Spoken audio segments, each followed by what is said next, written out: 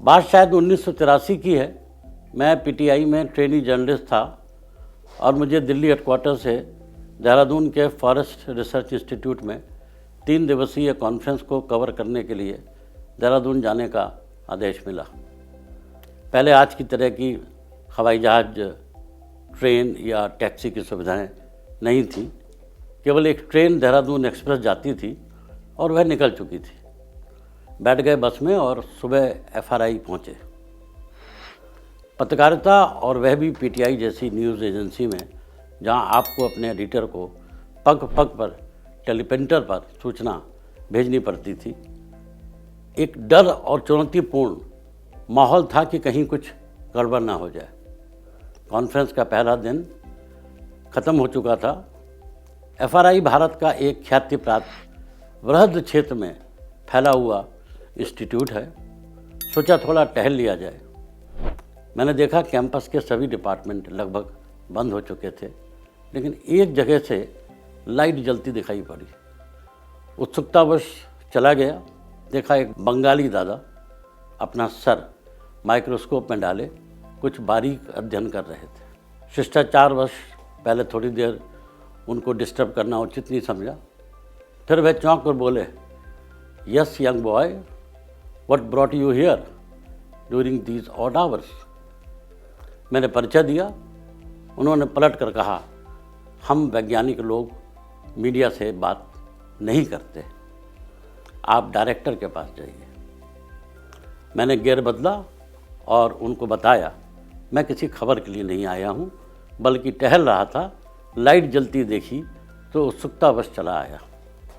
बाबू मुशायद थोड़ा सहज हुए और बोले, would you like to have a cup of coffee.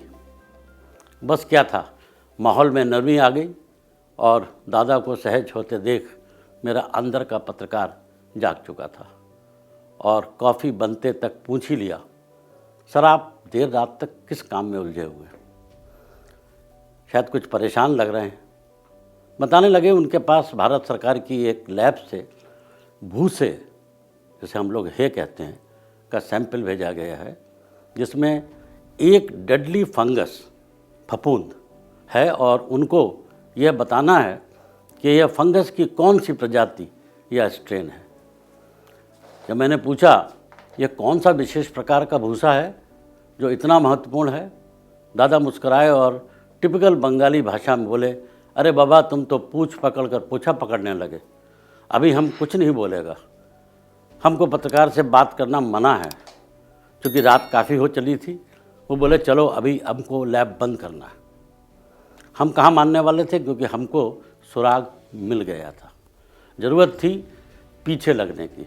अगले दिन फिर शाम को हम बेशर्मों की तरह टहलते हुए लैब पहुंच गए। दादा तपाक से बोले, हमको पता था तुम फिर आएगा। मैं अनुशासित रूप से चुपचाप खड़ा रहा। वह सम्मानित वैज्ञानिक थे और हमको खबर निकालनी थी, लेकिन आज दादा खुश नज़र आ रहे थे। शायद फंगस का स्ट्रेन आइडेंटिफाई कर चुके थे। पत्रकारिता में नेटवर्किंग और रिश्ते बनाना बहुत ज़रूरी होता है और दादा से इसकी शुरुआत हो चुकी थी। देखो बाबा, हम तुमको सब बता तो देगा, लेकिन हमारा नाम कहीं नहीं आना चाहिए। मैंने उनको आश्वासन दिया। खबर बस इतनी निकली कि एफआरआई में भूसे के सैंपल से निकली फंगस की कड़ी बरेली स्थित आइजक नगर के इंडियन वेटनरी रिसर्च इंस्टीट्यूट से जुड़ी हुई थी। अगले दिन नेटवर्क से पता चला कि आईवीआरआई में किसी पशु की विसरा, जो आंत का स्वरूप होता है, में किसी विषैले पदार्थ के कारण हुई मौत का कारण फफूंद बताया जा रहा था।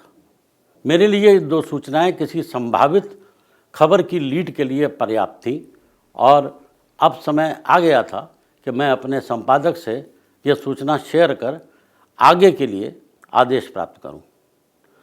पूरी बात सुनने के बाद संपादक ने कहा, बगैर देरी के अगली सूचना की तलाश में तुरंत बरेली रवाना हो जाओ। उत्साह से भरा मैं अगले दिन बरेली पहुंच गया। मेरे पास एफआरआई से प्राप्त पुख्ता जानकारी थी और वहाँ के वैज्ञानिकों से मैंने इस संबंध में सीधे जानकारी प्राप्त करनी चाहिए। शुरुआती आनाकानी की बाद उन्होंने तो लगभग बस बम ही फोड़ दिया। वैज्ञानिकों ने बताया कि उनके पास मरे हुए खच्चरों म्यूल्स के विसरा भेजे गए हैं और इनकी जांच करने पर मालूम पड़ा है कि इनके विसरा से फफूंद से पैदा हुए डेडली इन्फेक्शन के कारण मौत हुई है। भारत सरकार द्वारा सैंपल्स का आदान प्रदान और जानकारी सब कुछ अंदर ही अंदर कुछ महीनों से चल रहा था और कानों कान किसी को खबर नहीं थी। मेरा कौतूहल और बढ़ चुका था कि आखिर क्या तार थे भूसे, फफूंद और खच्चरों में। संपादक महोदय को फिर से ब्रीफ किया। उन्होंने सभी डिटेल्स लेने के बाद मुझे लखनऊ वापस लौटने के लिए कहा और कहा कि बाकी मेरे ऊपर छोड़ दो। दरअसल यह खच्चर इंडियन आर्मी के होते हैं जिनकी ऊंची पहाड़ियों पर जवानों को खाद्य पदार्थ से लेकर अन्य सामान ले जाने के लिए इस्तेमाल किया जाता रहा है और आज भी किया जाता है। अचानक हजारों की संख्या में जब खच्चर मरने लगे तो संशय खच्चरों द्वारा खाए जाने वाले भूसे पर बना और यहीं से कवायद शुरू हुई इसको पता करने की। मालूम पड़ा कि इनके भूसे में फंगस लग गई थी जिसको खाने से एक के बाद एक खच्चर मरते जा रहे थे। तहकीकात के बाद भूसा सप्लाई करने वाले कॉन्ट्रैक्टर को पकड़ा गया और साथ ही वह लोग जिन्होंने लंबे समय तक भूसे को गोडाउन में रखकर ये नहीं देखा कि कहीं नमी के कारण भूसे में किसी प्रकार की समस्या जैसे फफूंद इत्यादि तो नहीं पड़ रही थी या ये खाने लायक था या नहीं।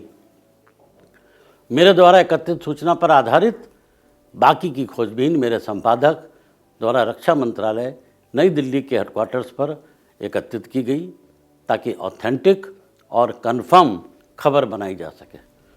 पूरी सूचना पाते ही पीटीआई ने एक बहुत ही विस्तृत खबर दिल्ली से राष्ट्रीय स्तर पर जारी करी। ऐसी खबरों को इन्वेस्टिगेटिव जर्नलिज्म की श्रेणी में और विशेष रूप से एजेंसी में स्कूप के रूप में जाना जाता है। मुझे याद है भारत का शायद ही कोई अखबार रहा हो जिसमें यह खबर फ्रंट पेज पर न छपी हो।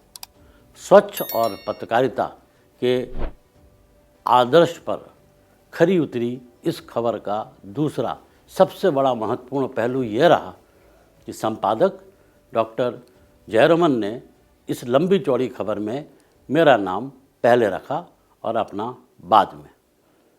ये केवल एक महान संपादक ही कर सकता है क्योंकि उनका कहना था इस खबर का सूत्रधार मैं था। अगर मैंने देहरादून से बरेली तक शुरुआती मेहनत न की होती तो वह अन्य तथ्य नहीं जुटा पाते। जितना मुझे याद है काफ़ी समय तक सेना में इस पर इंक्वायरी और बड़े बड़े अधिकारी नप गए क्योंकि खबर सेना की लाइफलाइन माने जाते रहे खच्चरों से संबंधित थी। उद्देश्य था आप सभी को यह बताने का कि तथ्यों के आधार पर हम कैसे खोजी पत्रकारिता कर सकते हैं।